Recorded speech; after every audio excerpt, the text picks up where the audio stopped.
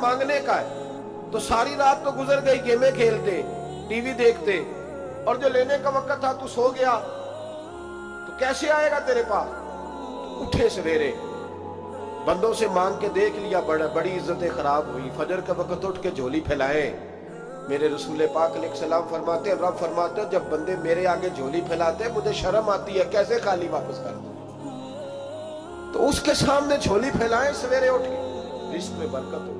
और फिर एक और बात, पांचवी बात, रिस्क में तंगी उस वक्त होती है जब हम माल गलत जगह पे खर्च करते हैं। अल्लाह माल देता है अपने फजल से, और जब हम उसे जाया करें, मिसाल देता हूं, मेरे पास एक शख्स ने आके कहा, हजरत बच्ची की शादी है, या मेरा घर में कोई बीमार है, या बड़ी आजमाइश है, 10,000 की जरूरत है, मैंने थमा दिया उसको। फिर मुझे बाद में पता चला कि ओहो, वो तो अय्याशी कर रहा है पैसों से, वो तो चला गया कहीं घूमने और फलां होटल में, महंगे होटल में बैठ के खाना खा लिया, तो मेरे दिल पे क्या गुजरेगी उस शख्स के बारे में? बिला मिसाल और बिला तशबीह समझाने के लिए अल्लाह ने माल दिया फजल से, और अगर अय्याशियों में लगा दिया। सूफिया फरमाते हैं कि अगर एक धेला तू हराम जगह पे खर्च करे ना, एक धेला, तो 1,00,000 दिनार की बरकत तेरे घर से उठ जाती है। एक धेला हराम जगह पे। ये जो गवैयों पे पैसे फेंकते हो हलाल है? चले बैंड बाजा तो शादी पे आपने अपनी मर्जी से बंद करना है या बजाना है, लेकिन गवैयों पे जो पैसे फेंकते हो जायज है? बोले तो वो फिर कहते, रोते हैं बाद में लोग कि पता नहीं क्या हुआ, शादी के बाद पीछे पीछे आए। तो मैंने कहा शादी के बाद इसलिए पीछे पीछे हाथ हो गया कि शराबें बड़ी पी गई शादी पे, तबाही बड़ी उतरी, तो फिर अल्लाह की रहमत नाराज हो गई। और इस पर मैं कुरान मजीद की आयत पढ़ता हूँ, रब फरमाता है, वमन आरदा अन ज़िक्री फइन्ना लहू मईशतन दनका, बड़ी सख्त आयत। वमन आरदा अन ज़िक्री, फरमाया जब तू मेरे तज़किरे से, मेरे जिक्र से मुंह फेर लेता है, फइन्ना लहू मईशतन दनका, तो मैं तेरी मईशत को, तेरे रिस्क को तंग कर देता हूं, तेरी जिंदगानी तंग होती। और जिसकी जिंदगी अल्लाह तंग करे उसकी कोई खोल सकता है? कहते हैं बड़ी जगहों पे गया हूं, बड़ी फूके मरवाई, बड़े दम कराए, हालात सही नहीं होते, तो मस्जिद आके तौबा कर। वो कह रहा फइन्ना लहू मईशतन दनका, ऐलान है कुरान पाक का कि जब तू मेरे जिक्र से मुंह फेरेगा, रोटी मेरी खाए और पैसे लेके याशी करे, मस्जिद आई ना। हुक्म तो यह है कि जितनी जितनी नेमत बढ़ती जाए सजदे बढ़ने चाहिए, लेकिन हम लोग सजदे कम करते जाते हैं, फर्द नमाज भी नहीं पढ़ते, फिर रिस्क तंग होता है, फिर अल्लाह के अदल का निजाम चलता है, फिर खराबी होती है। इसलिए याद रखें, कुरान मजीद ने हुक्म दे दिया कि अगर चाहते हो कि रिस्क में बरकत हो तो फिर रिस्क देने वाले के आगे झुक जाओ, फिर रिस्क देने वाले के आगे झुको। तो माली परेशानी का बहुत बड़ा सबब यह है कि हम मस्जिद की तरफ नहीं आते, दीन की तरफ नहीं आते, पैसा नाजायज जगह पे खर्च होता है।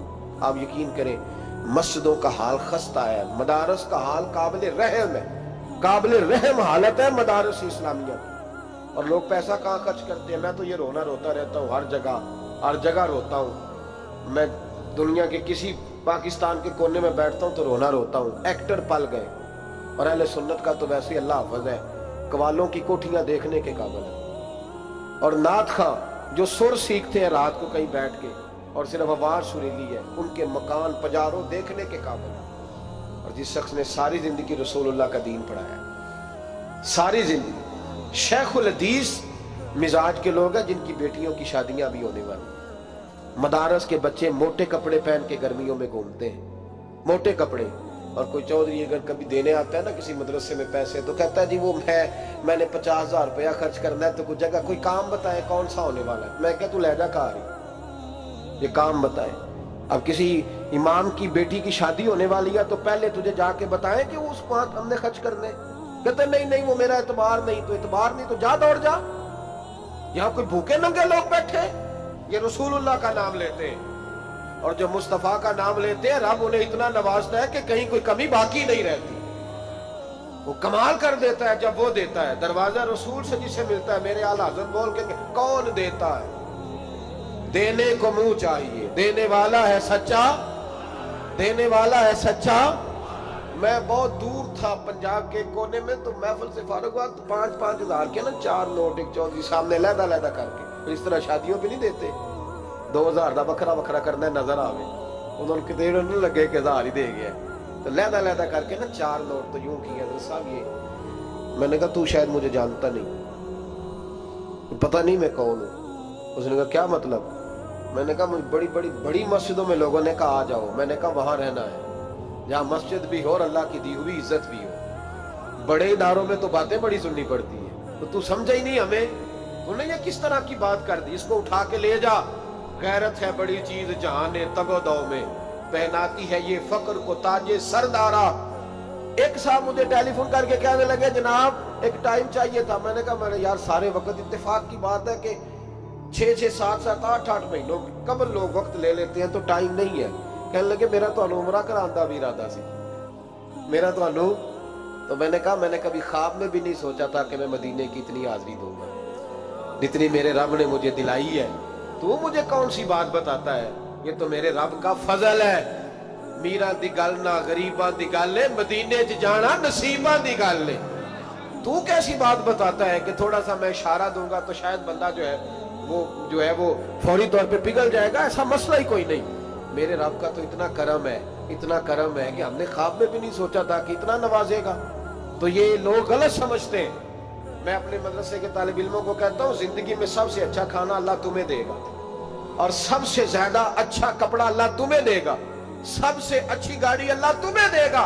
बस एक शर्त है, सारी जिंदगी मोहम्मद अरबी के वफादार रहना, रसूलुल्लाह के निजाम से हुजूर के तरीके से कभी गद्दारी कभी ना करना। बड़ा नवाजेगा और इतना नवाजेगा तुमने कभी सोचा भी नहीं होगा। तो याद रखें अल्लाह रिस्क में बरकत देता है, लेकिन उस वक्त जब हम अपनी जिंदगी हकीर करते हैं ना, अब जहां आने लगा हूं वहां आपको लाना चाह रहा हूं। हम पता क्या करते हैं? हाथ फैलाते हैं। बड़े बड़े रईस आज़म होके लोग हाथ फैलाते हैं। अगर आप नाराज ना हो तो MNA ने भी इन्वेस्टर रखे होते हैं, MPA का भी इन्वेस्टर, वो भी फोन करता है कि इतने फ्लैक्स तेरे जिम्मे, इतने तेरे जिम्मे। ये मत समझे कि मांगने वाला छोटा तबका है। यहाँ बड़े बड़े लोग हैं। यहाँ तो पुलिस अफसर भी दुकान पे आ जाए तो दुकानदार परेशान होता है कि ये मुफ्त हो रहा है, ये पैसे नहीं देगा। तो यहाँ मांगने के स्टाइल बड़े बड़े निराले, बड़े बड़े अनोखे। नाराज ना होइएगा, सबकी बात नहीं कर रहा, लेकिन इल्ला माशाअल्लाह अक्सर की बात कर रहा हूँ। अब मेरे नबी पाक सल्लल्लाहु अलैहि वसल्लम ने दर्स दिया, फरमाया जिंदगी में हाथ ना फैलाना कभी, जिंदगी में कभी भी हाथ। माली परेशानी का हल बताया। मेरे हबीब फरमाने लगे यूं ना करना, वरना फिर दोबारा सारी जिंदगी इस तरह नहीं हो सकेगा। फरमाया अपनी गुर्बतें छुपा के रख। अगर अल्लाह कभी आजमाइश डाले तो अल्लाह के साथ बात कर, उसके नेक बंदों के साथ बात कर, कभी भी यूं ना करना, वरना सारी जिंदगी फिर तू मांगता ही रहेगा। तो या रसूलुल्लाह क्या करे? फरमाया तू देने का इरादा कर, अल्लाह भी तुझे माला माल फरमा देगा। तो जिसने हाथ फैलाया हुआ है ना, इस नाथ खान ने भी, मौलवी ने भी, MNA ने भी, MPA ने भी, और वजीर ने भी, और मुशीर ने भी, और क्या बताएं कहां तक। हमारा तो वजीर आज़म किसी मुल्क चला जाए तो अगला मुल्क परेशान हो जाता है कि शायद कुछ लेने आया है। जिनको आज यौम पाकिस्तान है, पाकिस्तान मांगने के लिए नहीं बना था, ये देने के लिए बना था। ये तो देने के लिए बना था। ये तो वो सल्तनत बनाई गई थी जो दरवेशों ने कायम कर दी, और इस मुल्क को भिखारी बना दिया है। लेकिन हम फिर भी मायूस नहीं। ये मिट्टी बड़ी हसीन है, इंशाअल्लाह ताला यहाँ से ऐसे फूल खिलेंगे कि सारी दुनिया को खुशबू जाएगी। इस धरती से इंशाअल्लाह ताला ऐसे दरख्त उगेंगे कि सारा जमाना साए में बैठेगा। मैं दूर नहीं निकलना चाहता। तो एक रिस्क की तंगी का मामला ये है कि हम मांगते हैं। कुछ लोग इसलिए भी किसी से सवाल कर लेते हैं कि कोई कहे ना अमीर बड़ा है।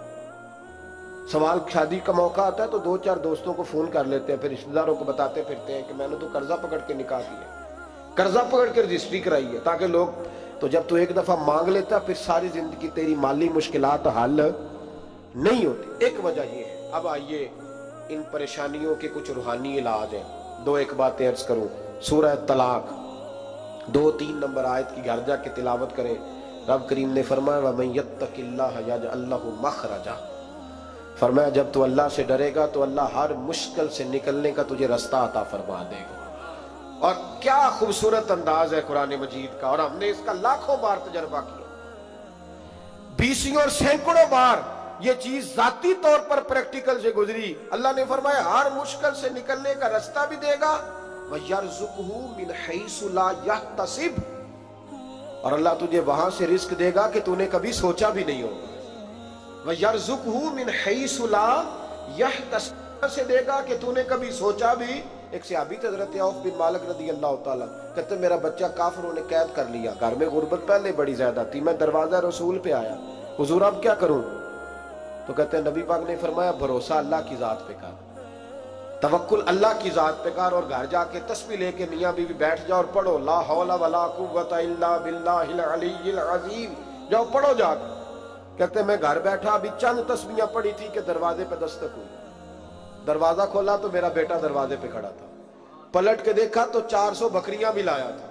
और मैंने कहा बेटा ये कैसे आ गई? कहने लगे अब्बा जी मुझे एक हवेली में काफिरों ने कैद किया हुआ था, मैं बड़ा परेशान था, लेकिन अभी थोड़ा देर पहले पता नहीं क्या हुआ, मैंने यूं हाथ हिलाया तो रस्सियां खुल गई, बाहर निकला हूं तो 2-3 बंदों पे नींद का ऐसा गलबा था कि बेहोश होके गिरे हुए थे, 400 बकरियां भी थी, मैंने दरवाजा खोला, बकरियां मेरे साथ दौड़ने लग गई हैं, तो मैं 400 बकरी भी ले आया हूं, पलट पलट के देखता रहा हूं, पर मीलों का सफर हुआ वो आए ही नहीं। तो वालिद कहने लगे बेटा चलो पहले मुस्तफा करीम से जाके पूछ ले, देखे कैसे माली मसले हल होते, हुजूर से जाके पूछे कि हमारे लिए जायज भी है कि नहीं। कहते हैं दरवाजा रसूल पे जाके हम खड़े हुए थे कि नबी पाक ने फरमाया देखा रब करीम का फजल, देखा, फरमाया तेरा बेटा भी आ गया, तेरी गुर्बत का भी हल हो गया है, ये काफिर का माल है, इसे माले गनीमत समझ के इस्तेमाल कर, तेरा ही है।